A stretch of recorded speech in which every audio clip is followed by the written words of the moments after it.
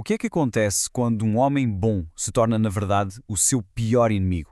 Nesta análise, vamos mergulhar a fundo na personagem complexa de Michael Thomas e na guerra que ele trava dentro de si mesmo. Olhem, a nossa história não começa com uma apresentação formal, de todo. Começa com uma explosão. Uma explosão de raiva silenciosa. Um ato de frustração aparentemente pequeno, num cubículo de escritório, mas que nos abre uma janela para a mente de Michael Thomas. É que este ato de frustração é só um sintoma, é a ponta do iceberg. Para percebermos a doença, temos de olhar para o ambiente que o está a aprisionar. O mundo dele é isto. É banhado por uma luz artificial, fria, daquelas que sugam a energia. A fonte descreve-a como uma luz que basicamente apaga a cor das coisas, que deixa toda a gente com um ar pálido. Um contraste brutal com o sol da Califórnia que está lá fora. É quase a metáfora visual perfeita para a vida dele. E o que é realmente revelador é a alcunha que os funcionários dão ao local de trabalho: minas de carvão. Pensem nisto. Sugere um sítio escuro, sufocante, onde se trabalha sem parar e sem nunca ver a luz do dia. E para o Michael, que passou anos sem sentir o sol na pele, isto é literal e é figurativo. Esta imagem capta na perfeição o estado mental dele. Ele sente-se preso no que a fonte chama de existência de fotocopiadora. Ou seja, cada dia é uma cópia. Uma cópia sem alma do dia anterior. Tudo monótono, mecânico e, o mais importante, sem qualquer propósito original. O espaço de trabalho dele é um grito de ajuda silencioso. Reparem, um ursinho de peluche que pede um abraço, que ele comprou para si mesmo. Uma banda desenhada que goza com a própria depressão. E está rodeado por 30 colegas, mas só conhece 4. É um retrato claro de isolamento, frustração e, sim, de autocomiseração. Ok, mas como é que alguém chega a este ponto? A resposta, claro, não está no presente. Está nas feridas do passado. Feridas que claramente nunca chegaram a sarar. Vamos então recuar um pouco para perceber de onde vem esta dor. A vida dele é, na verdade, definida por 2 acontecimentos traumáticos. Primeiro, uma perda familiar que é simplesmente inimaginável. E segundo, um desgosto de amor que o partiu por completo. Foram estes 2 momentos que o lançaram na espiral descendente onde o encontramos agora. Esta foi a primeira grande fratura na alma dele. Os pais eram o seu pilar.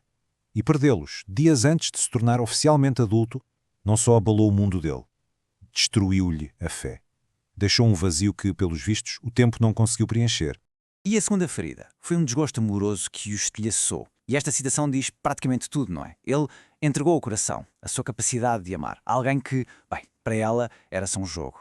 Este choque ensinou-lhe uma lição terrível: nunca mais confiar, nunca mais se abrir. Ora, estas feridas do passado moldam diretamente o comportamento dele no presente. E o que é que ele faz? Constrói uma prisão onde ele é, ao mesmo tempo, o prisioneiro e o guarda. E o que é verdadeiramente fascinante é o paradoxo de Michael. Ele é alto, charmoso, excelente com pessoas, um vendedor nato. No entanto, as escolhas que ele faz negam consistentemente os seus maiores talentos. Trabalha ao telefone para não ser visto, evita as pessoas, age como se as mulheres nem existissem. É uma autossabotagem constante que lhe rouba qualquer hipótese de ser feliz. O seu isolamento é uma escolha deliberada. O peixe chamado gato é uma piada triste que ele conta a si mesmo. Ao massagear a ferida, como diz a fonte, ele mantém-se preso no melodrama da sua própria vida. Porquê? Porque não tem a energia necessária para mudar. A dor tornou-se a sua única companhia. Mas, e há aqui um grande mas, quando o retrato parece totalmente sombrio, quando pensamos que já percebemos a personagem, descobrimos o paradoxo. Por baixo de toda aquela dor, existe um homem genuinamente bom. Apesar de toda a escuridade, a essência dele é de uma integridade inabalável. Uma consciência de agricultor que foi moldada na infância. Ele é simplesmente incapaz de mentir. Ajuda os outros por instinto e trata toda a gente com um respeito profundo. E este é o ponto crucial. A sua bondade fundamental torna a sua prisão autoimposta ainda mais trágica. Ele tem todas as qualidades de um homem decente, mas está completamente encurralado pela sua própria dor. O que nos deixa, então, com um conflito interno brutal.